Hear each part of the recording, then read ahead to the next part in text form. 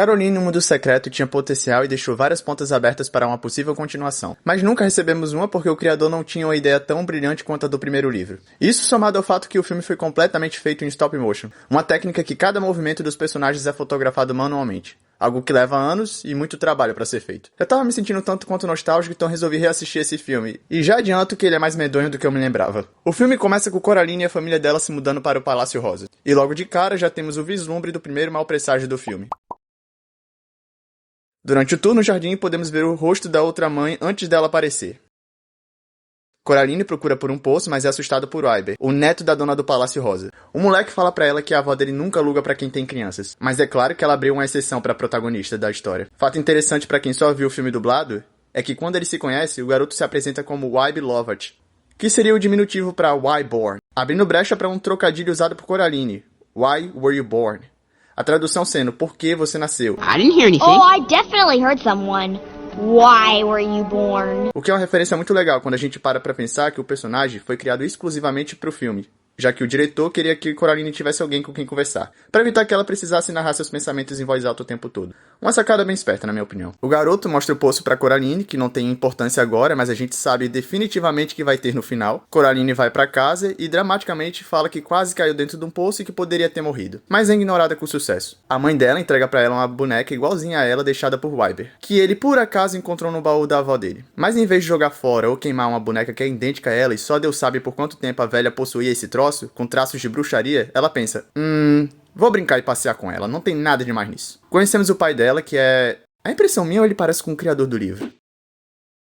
Então, o pai dela, que não aguenta mais ser azucrinado por ela, manda ela explorar a casa antiga. Enquanto faz isso, a boneca que ela havia deixado encostada na caixa em cima da mesa vai parar do outro lado da sala, convenientemente numa porta lacrada. Mas é claro que ela não estranha nada disso. Eu, pelo menos, se tivesse numa situação dessa, minha casa no outro dia estaria desse jeito. E tô sendo generoso. Coraline convence sua mãe a abrir a porta, mas descobrimos que ela estava sendo bloqueada por dentro com tijolos. À noite, Coraline janta uma gororoba verde e então vai pra cama. E eu não sei porquê ela acha interessante deixar a boneca com a cabeça especificamente virada pra ela enquanto ela dorme. Essa garota realmente deve ter problemas. Ela acorda no meio da noite e persegue um camundongo até a porta lacrada, que não tá mais lacrada. Ela passa pelo túnel e acaba chegando na sua casa. Só que ela tá com alguns detalhes diferentes. Coraline checa na cozinha e dá de cara com a versão da sua mãe, mas essa aqui tem botões costurados no lugar dos olhos. Só isso já seria motivo mais que o suficiente pra sair correndo e nunca mais voltar lá. Mas a protagonista não age desse jeito, né? Bom, a bela dona pede pra ela ir chamar pelo outro pai. E diferente do seu pai original, esse aqui veste roupão, é animado e também canta. E eu não vou ser hipócrita, esse pai aqui é bem menos esquisito que o do início, claro, tirando os botões nos olhos. Eles jantam um banquete, então todos vão dormir. Coraline acorda no dia seguinte e fala pros seus pais sobre o sonho que ela teve. Mas eles não dão muito bola pra isso, então a mãe dela pede pra ela ir visitar os vizinhos. É então que conhecemos o Sr. Bobinsky, que é um cara azul, bigodudo, que vive fazendo acrobacias e tem um circo de camundongos. Mas se você parar pra prestar atenção, eu praticamente acabei de descrever o Sportacus. Ele avisa ela que os camundongos pediram pra ela não passar pelo túnel de novo, o que é irônico, considerando que ela só foi pra lá por conta deles. Conhecemos também um casal de idosas que também moram no Palácio Rosa, e quando eu era criança, eu achava que elas eram irmãs, mas assistindo hoje, não tenho mais tanta certeza disso não. Elas avisam a Coraline que ela tá correndo perigo, mas como elas parecem não bater bem na cabeça, ela só ignora elas. Do lado de fora, ela reencontra Wyber. O garoto comenta que a avó dele nunca deixa ele entrar no Palácio Rosa, porque é perigoso. O que é extremamente irônico, considerando que ela, sabendo dessa informação, decidiu alugar especificamente o cômodo do palácio onde tinha a porta de acesso ao outro lado, para uma família que especificamente tem uma criança.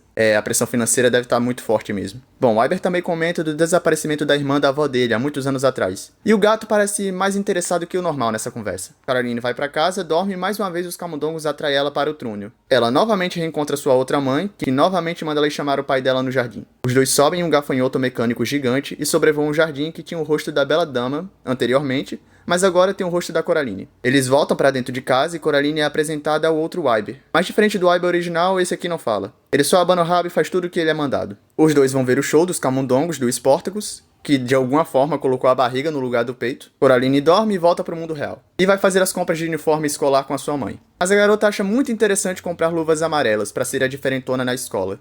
O bullying começa assim. Coraline fica puta por a mãe dela não comprar suas luvas e quando chega em casa resolve visitar a Bela Dama no outro mundo. Ela chega lá e já tem uma roupa pronta pra ela usar. Então ela sai pra fora e encontra o gato. Mas aqui nesse mundo ele consegue falar. E ao longo de muitos anos foram criadas muitas teorias em torno dele. Como ele ser uma reencarnação de uma das crianças sequestradas pela outra mãe, ou ele ser o garoto do quadro dessa cena aí. E isso tudo explicaria o porquê ele fica ajudando a Coraline. E a razão pela Bela Dama odiar tanto ele. Mas pra mim, esse safado só gosta de ver o circo pegar fogo. Ele claramente não liga pra Coraline. Nos momentos que ele realmente poderia ajudar, como dizer, saia daqui, ela é um monstro psicopata que se for a vida de 3 crianças antes de você. Mas não, ele acha mais interessante contar piadas e fazer frases enigmáticas. Tudo isso pra ver a Bela Dama se ferrando no final. Coraline vai assistir o show do casal das velhinhas, e durante o show elas fazem algum tipo de bariátrica. Após o fim da apresentação, eles retornam pra casa e finalmente, depois de tanto tempo, as coisas começam a ficar um pouco estranhas. Já que o vibe desse mundo começa a dar indícios de infelicidade, como se ele estivesse tentando alertar a Coraline. E a Bela Dama faz uma proposta bem ousada pra Coraline. Ela diz que se Coraline quiser ficar lá pra sempre, ela vai ter que costurar botões nos olhos dela. E eu não sei quanto a vocês, mas pra mim é revoltante parar pra pensar que ela recebeu uma oferta desse tamanho pra ela começar a suspeitar das coisas que aconteciam ali. E não é como se ela fosse uma criança de 8 anos, que você oferece um pirulito e ela faz o que você quiser. Ela é uma garota que tem no máximo 13 anos. Pelo menos parece ter no máximo 13 anos aí no filme. Em nenhum momento ela parou pra se questionar de todas as coisas estranhas que estavam acontecendo. Bom, mas é isso, né? Ela se recusa e vai pra cama tentar dormir para acordar no mundo original dela. Só que como dessa vez ela foi pro outro mundo pela porta e não pelo sonho, ela não consegue mais voltar. Coraline então desce e tenta conversar com seu outro pai para voltar pro mundo dela. Mas agora ele tá totalmente diferente. Ele parece tentar revelar a verdade pra Coraline, de que ela tá correndo perigo de verdade. Só que o piano, que tem mãos, fica impedindo ele de falar no filme. No filme, isso não deixa exatamente claro porque a Bela Dama não consegue controlar essas pessoas, como ela controla as outras coisas nesse mundo. Coraline então sai pra fora e tenta se afastar o máximo possível da sua casa. O gato aparece e começa a caminhar e conversar com ela. Mas então o mundo começa meio que desaparecer. Ele fala que ela só tinha criado aquilo que sabia que ia impressionar a Coraline. Mais uma vez fazendo os enigmas e piadas na situação que a garota tá correndo risco de vida. Eles dão a volta ao mundo e o gato captura um dos camundongos, que ele revela ser feito de areia. Peraí, a Coraline tava comendo areia esse tempo todo?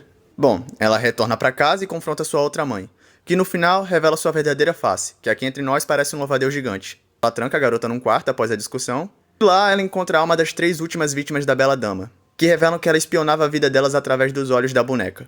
E assim conseguia ver o que iria deixar elas felizes. Depois fazia a oferta de costurar os botões nos olhos. Inclusive, uma delas é a irmã gêmea da avó do Wyber. E eu presumo que as duas receberam a mesma oferta, mas a avó do Wyber foi mais esperta e recusou ter botões costurados nos olhos. O que pra mim também é uma forçaçãozinha de roteiro, né? Convenhamos. Já que crianças fazem um escândalo pra tomar uma injeção, quanto mais ter botões costurados nos olhos, sem anestesia. Ela disse que nos amava, mas nos trancou aqui e comeu as nossas vidas. Essa cena é mais tensa do que eu me lembrava. E eu não sei se isso deveria estar no filme pra crianças. O Wyber de botões ajuda ela a escapar, mas ele não vai junto com ela porque, bom, ele tá se desintegrando como todas as outras coisas nesse mundo. Ela retorna pra casa, mas não encontra os pais dela em lugar nenhum. O Wyber sem botões aparece, querendo a boneca de volta. A Nini começa a falar tudo o que aconteceu pro Wyber e ele acha que ela tá louca. Então ele sai correndo e Coraline vai se encontrar com aquelas 2 velhas, que dão pra ela um fragmento feito de doce, que convenientemente vai servir pra ela mais tarde. Bom, quando ela volta pra casa e acorda no meio da noite, ele avisa pra ela que os pais dela foram levados pela Bela Dama. E ela descobre também que os pais dela também tinham uma boneca, que servia pra espionar a vida deles.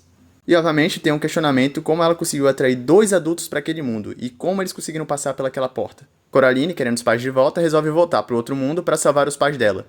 Ela reencontra a Bela Dama e faz um desafio. Se ela achar os olhos das crianças antes do tempo acabar, ela vai pra casa. E se ela não achar antes do tempo acabar, ela tem que ficar com ela pra sempre. Lembra daquele objeto feito de doce que ela tinha ganhado daquelas velhas? Bom, é aqui que ele se mostra eficiente. Já que ele revela pra Coraline onde é que tá esses artefatos escondidos do mundo real. Coraline recupera todos os objetos, mas como já esperado, a Bela Dama trapaceia.